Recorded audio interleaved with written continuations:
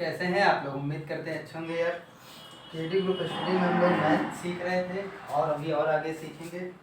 तो अभी तक जहाँ तक हम लोगों ने सीखा वो सीखा ये कि पूर्णांक क्या होते हैं और पूर्णांक का योग सीखा। फिर पूर्णांकों को जो है हम लोगों ने घटाना सीखा, विद प्रूफ। फिर उनका गुणा सीखा और इन सबके प्रगुण सीखे कि प्रगुण क्या होते हैं। आज के इस टॉपिक में हम लोग लास्ट ऑपरेशन पूर्णांकों पर सीखेंगे, वो है कि भाग। तो जब हम लोग भाग सीख लेंगे तब हम लोग एक और चैप्टर पढ़ेंगे इसी में। टॉपिक कह दें कि उस टॉपिक का यह है कि ब्रैकेट का रूल यानी बोर्ड मास रूल कैसे आप अप्लाई करेंगे। तो फिलहाल अभी यहाँ पर हम लोग भाग संक्रिया देखेंगे यानी कि डिवीजन ऑपरेशन देखेंगे। और डिवीजन ऑपरेशन देखिए क्या होता है पूर्णांकों में भाग संक्रिया। तो क्या होता है पहले समझिए भाग है क्या। कि हम जानते हैं कि भाग संक्रिया यानी भाग का जो ऑपरेशन यानी डिवाइड का जो ऑपरेशन है, संक्रिया मतलब होता है ऑपरेशन। जैसे ऑपरेशन जब भी आप किसी चीज का करते हैं तो उसको कैंची और सब कुछ लेकर क्या चीर फाड़ करते हैं ना, इसी तरीके से यहाँ पर भी हम लोग पूर्णांकों का ऑपरेशन करना है, बस कैंची ऊंची की जगह गुणा जोड़ घटाना और भाग का इस्तेमाल कर रहे हैं। तो देखिए भाग कुछ नहीं है, भाग क्या होता है गुणा का ही क्या है विलोम है। जैसे देखिए अगर 5 सत्ते क्या होता है 35 होता है ना भैया, 5 सत्ते 35। तो आप इसको कैसे लिख सकते हैं 35 भागे 7 बराबर 5 या 35 भागे 5 बराबर 7। तो यही से तो बना है ये भी, ठीक है। तो अब कुछ एग्जाम्पल हम लोग इसमें करेंगे। जैसे 20 भागे 4 तो 4 पंचे 20, तो 20 भागे 4। तो यहाँ पर अगर आप ऐसे कर लें 4 पंचे 20, 4 पंचे 20, तो 20 भागे अगर हम 4 करें तो बचा क्या 5, इसलिए यहाँ पर 5 आता है। आप डायरेक्ट भी कर सकते हैं बच्चे वाले नियम से 4 पंचे 20। हम आपको थोड़ा सा और एक दूसरा नजरिया दे रहे हैं देखने का कि आप गुणे के रूप में भी देख सकते हैं। जैसे 7 चौक 28, तो आप देखिए 7 चौक 28। तो अगर हम यहाँ पर से 7 यूज कर लिए और 28 यूज कर लिए तो क्या हो गया बचा 4 बचा, तो यहाँ 4 आएगा। अब देखिए 3 बचे 15, तो -3 गुणे -5 क्या हो जाएगा 15। तो देखिए 15 यहाँ लिखा गया है, सॉरी 15 यहाँ माइनस यहाँ पर है, -15 यहाँ लिखा गया है और 3 यूज किया गया, तो यहाँ पर आंसर क्या आएगा 5। आप ऐसे भी कर सकते हैं 3 बचे 15 माइनस से माइनस कट गया क्योंकि भाग में है, ठीक है। तो आई होप जो जिस तरीके से ये बना है आप उसको समझ पा रहे हैं। अब हम चीज़ों को डायरेक्ट लेकर चलेंगे थोड़ा। और देखिए 9 चौक 36।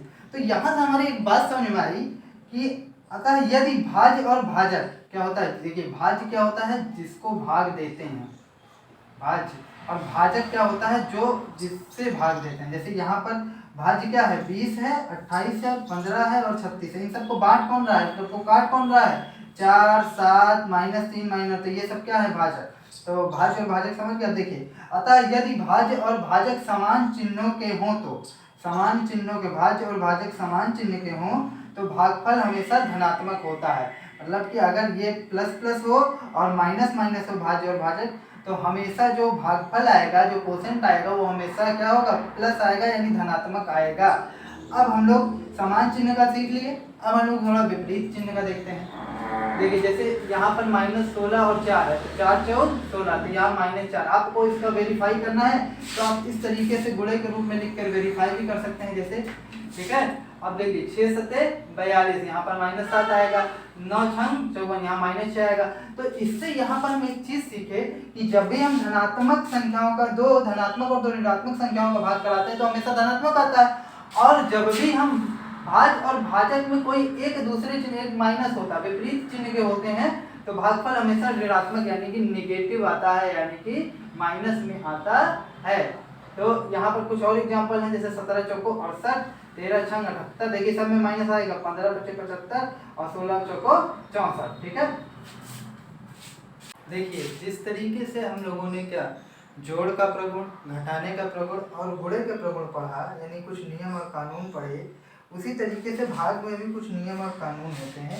तो आइए देखते हैं। तो सबसे पहले देखते हैं कि इसमें जो है समरक प्रगुण लागू होगा कि नहीं होगा, क्योंकि बाकी सब में तो समरक प्रगुण लागू हुआ था लेकिन इसमें समरक प्रगुण लागू होता है कि नहीं ये हम लोगों को देखना है। जैसे 6 भागे 3 हम किए 2, तो आया पूर्णांक है ठीक है, 8 -8 को 4 से भाग दिए, -2 पूर्णांक है। लेकिन हर केस में ऐसा हो जरूरी नहीं है। जैसे देखिए अब 8 को आप 3 से भाग देंगे तो ये पूर्णांक नहीं है। ठीक है, तो भाई नियम और कानून कब वैलिड माने जाते हैं, जब कोई भी पूर्णांक आप दो लीजिए और उसको भाग दीजिए और वो हमेशा एक पूर्णांक ही है, तो समग्र प्रगुण तब तो लागू होगा। तो ऐसा हमेशा जरूरी नहीं है कि दो पूर्णांकों का भाग करें वो हमेशा एक पूर्णांक है, क्योंकि अगर आप भाग लगाएंगे इसमें तो ये पॉइंट में आ जाएगा, पॉइंट में आ गया तो वो पूर्णांक नहीं है। तो अब इसमें समग्र प्रगुण लागू नहीं होता है। तो अतः दो पूर्णांकों का भागफल सदैव पूर्णांक नहीं होता, इसलिए समग्र प्रगुण इसमें लागू नहीं करेगा। जब समग्र प्रगुण नहीं लागू हुआ तो न क्रम विनिमय होगा और न सहचर्य होगा, बाकी प्रगुण भी लागू नहीं होंगे। कुछ प्रगुण और हैं जो लागू होंगे, कुछ विशेष तरीके के हैं, तो वो हम लोग देखते हैं। जैसे यहाँ पर है शून्योत्तर। शून्योत्तर मतलब होता है जो शून्य ना हो। शून्योत्तर मतलब जो शून्य ना हो पूर्णांक की दशा में, मतलब हमको ऐसा पूर्णांक लेना हो जो जीरो ना हो। उस दशा में अगर आप देखेंगे तो जब आप किसी पूर्णांक को उसी पूर्णांक से भाग देंगे ना तो हमेशा एक दे देता है। हमेशा क्या देता है? एक। तो यहाँ से एक नियम बना, किसी शून्योत्तर मतलब शून्य मत लीजिएगा, मैं बताऊंगा बाद में अभी शून्य क्यों नहीं लिया जाएगा। कि किसी शून्योत्तर पूर्णांक में उसी पूर्णांक से भाग देने पर भागफल सदैव एक बना रहता है या एक होता है। ठीक है, जब आप उसी पूर्णांक में उसी पूर्णांक को भाग देंगे और वो शून्य नहीं होना चाहिए, ये जरूरी है। ठीक है, तो क्या होगा, ये हमेशा क्या होगा, वही एक आएगा, हमेशा क्या आएगा? एक आएगा। नेक्स्ट एग्जांपल देखिए, मतलब नेक्स्ट प्रगुण देखिए कि अगर किसी पूर्णांक में आप एक से भाग देते हैं ना तो वो वही पूर्णांक आ जाता है। जैसे 5 में आप 1 से भाग देंगे तो वो 5 ही आएगा, -3 में आप 1 से भाग देंगे तो वो -3 ही आएगा। तो इस तरीके से हम कह सकते हैं किसी पूर्णांक में 1 से भाग देने पर भागफल वही पूर्णांक होता है। अब देखिए नेक्स्ट, जैसे 0 से किसी पूर्णांक में भाग देंगे तो हमेशा वो 0 हो जाता है। आप वैसे भी देकर चेक कर सकते हैं कि भाग आपको आता तो होगा इतना, जैसे 0 से नहीं, सॉरी 0 में देना है,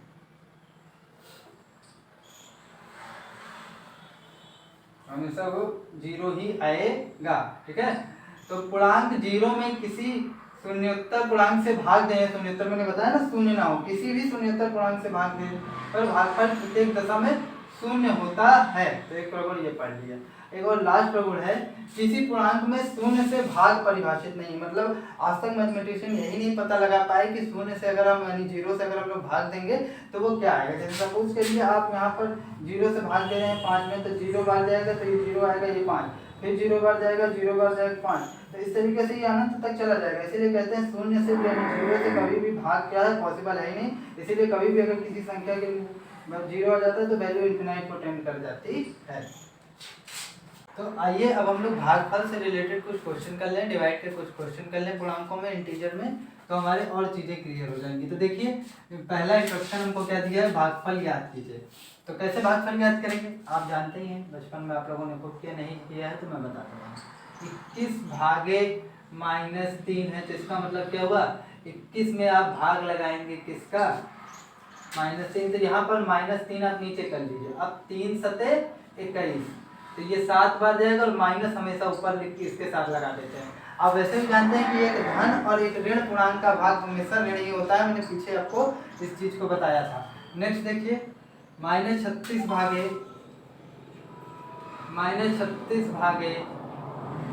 -9, तो ये हो जाएगा -36/9, 9 चौक 36 यानी कि -4। इसी तरीके से ग नंबर है आपका -18 भागे -6, तो ये हो जाएगा -18/-6, 6 3 18, माइनस और माइनस कैंसिल हो जाएगा, ये 3 आएगा। ठीक है, अब देखिए घ नंबर क्वेश्चन 35 भागे -7, तो ये हो जाएगा 35/-7 यानी कि 7 5 35।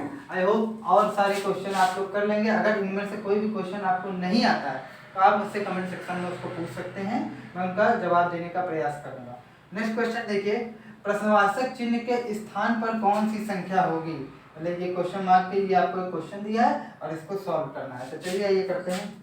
18 - 3 धन 9 गुणे 2 -6 क्या है। तो सबसे पहले ब्रैकेट वाला सॉल्व करते हैं। 18 में 3 गए 15 और 9 दूनी 18 -6, तो 15 प्लस 18 में से 6 का कितना 12, 12 और 15 कितना हो जाएगा 27 हो जाएगा। तो आंसर क्या आएगा आपका विकल्प नंबर का सही है 27। ठीक है, नेक्स्ट देखते हैं। 28 प्लस 4 माइनस 10 गुणे 5 प्लस 4 भागे 2। सबसे पहले ब्रैकेट वाले को सॉल्व करते हैं। तो सब में ही तो ब्रैकेट लगा, कोई दिक्कत वाली बात ही नहीं। 28 4 32 माइनस 10 5 50 प्लस 2 से 4 को भाग देंगे 2 से तो 2 दूनी 4, तो ये हो जाएगा 32 2 34, 34 माइनस 50 और 34 में से 50 में से 34 जाएगा, 10 में से 4 गए 6, 4 में से 3 गए 1 माइनस 16। ये आपका आंसर है।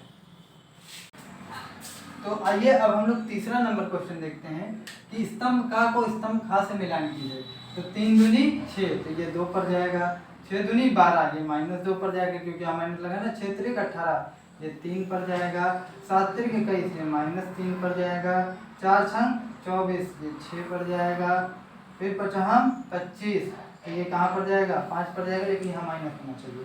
3 सतह 21, तो ये किस पर जाएगा माइनस 7 पर जाएगा, 7 चौक 28, ये कितने पर जाएगा माइनस 4 पर जाएगा। आइए नेक्स्ट क्वेश्चन देखते हैं 4 नंबर। प्रश्न के प्रत्येक खंड में उत्तर के 4 विकल्प दिए गए हैं, इन उत्तरों में केवल एक सही है, उसे छांटकर लिखिए। मतलब सब क्वेश्चन के लिए यही 4 विकल्प हैं। तो माइनस 36 भागे 9, तो 9 चौक 36 यानी माइनस 4 है, तो इसका चिन्ह क्या होगा ऋण होगा। अब इस वाले का देखिए 3 सतह 21, यहाँ माइनस लगा तो इसका भी चिन्ह ऋण ही होगा। 4 9 36, दोनों में माइनस माइनस लगा तो कैंसिल हो जाएगा, तो इसका चिन्ह धन होगा। 7 चौक 28, तो क्या हो जाएगा 4 आएगा, इसका भी चिन्ह क्या होगा धन ही होगा। ठीक है, तो यहाँ से आपके पूर्णांकों का पूरा ऑपरेशन खत्म हो गया, उनका प्रगुण खत्म हो गया। अगर आपको फिर भी इससे रिलेटेड कोई दिक्कत होती है तो आप हमसे कमेंट सेक्शन में पूछ सकते हैं। That's all from my side.